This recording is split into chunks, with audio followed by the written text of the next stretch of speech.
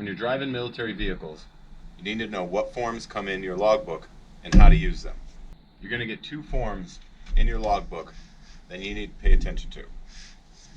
One is your equipment dispatch.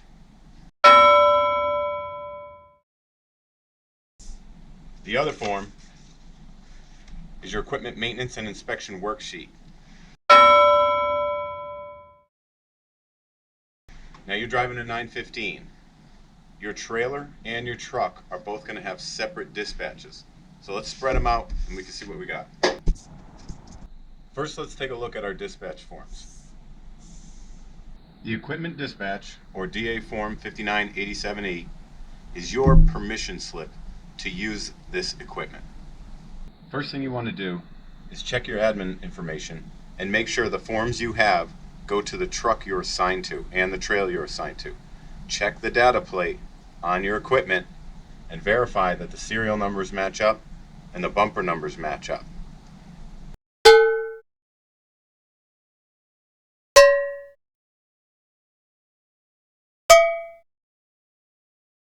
Also check the current reading here of your truck and your trailer.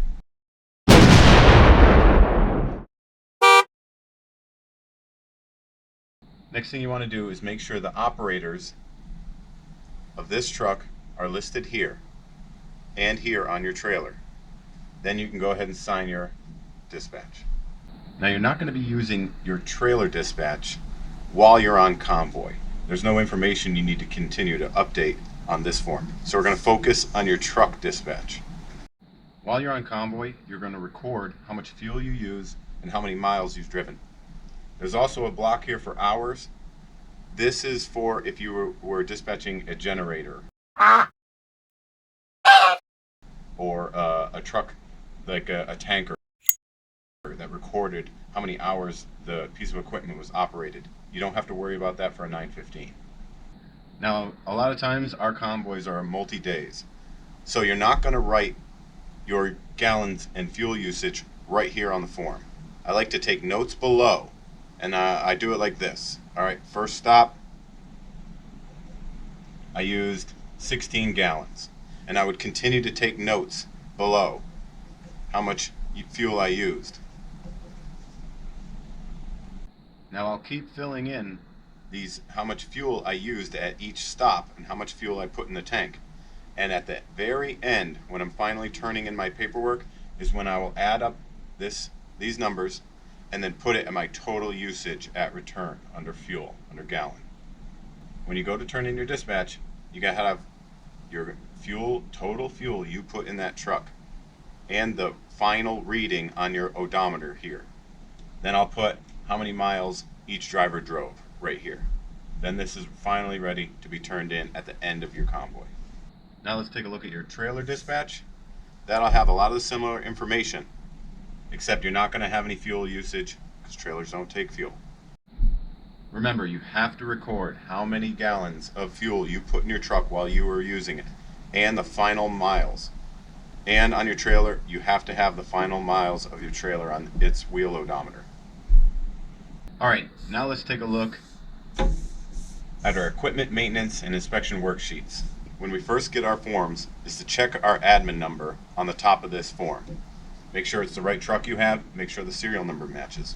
Go to your trailer, make sure you got the right bumper number and the right serial. The 5988E has a lot of information, but the area you have to pay particular attention to is the maintenance faults that you find while you're using this equipment. The first column on this form is the item number. All right, the next column is the technical status. There's two statuses that you're going to use. First one is the slash,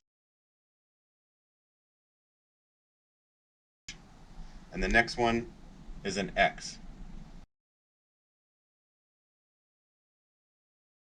Check the 10-level TM for PMCS instructions. Let's say we have a cracked mirror and we found it on the first day of our convoy. And we're going to write it out as descriptively as we can so the mechanics know what we're talking about. Alright, we filled in our fault, cracked mirror driver's side. Alright, the corrective action is when you or the mechanic repair the fault. So if you don't have the parts, you're not going to fill anything out here. This initials will be filled out for whoever repaired the fault. You're going to use the same 5988E for your truck the whole time you're on convoy or on mission. So each day when you do your PMCS, you're going to update the date and what you found. Let's say we found a deadline fault on the second day of our mission. Let's say we have the deadlining fault. We have a flat tire on the rear of the truck and the rear axle on the driver's side. Now a flat tire is a deadline, but the trucks come with spares, and replacing a flat tire is in the 10 manual, so that's the operator's responsibility. But maintenance will give you a hand when you do this. If you're able to correct the fault, you're going to write down what you did, replace the tire, and your initials for whoever made the repair. When you keep using the form, and then the next day if you do PMCS and you don't find any faults, you can write the date and write no new faults found. At the end of the mission, when you're getting ready to turn in your logbook and turn in your dispatches and your 5988Es, there's a place up here for your supervisor's signature and date. This is for your immediate supervisor, for him to review your paperwork before you turn it into maintenance to make sure it's correct. He'll sign that and date it. On these forms, if you find a fault and you're not sure, please get maintenance immediately and let us help you fill this form out. This has got to be as descriptive as possible for us to know what you found and for us to be able to fix it. Make sure you filled the correct information on the correct form. Meaning you have 2 dispatches and you have 2 5980E sheets. So make sure you put your trailer faults on your trailer maintenance inspection worksheet, and the same with your truck. When you have everything filled out correctly and you have your supervisor signed off on it, now you can gather up your paperwork, throw it in the logbook, turn it in.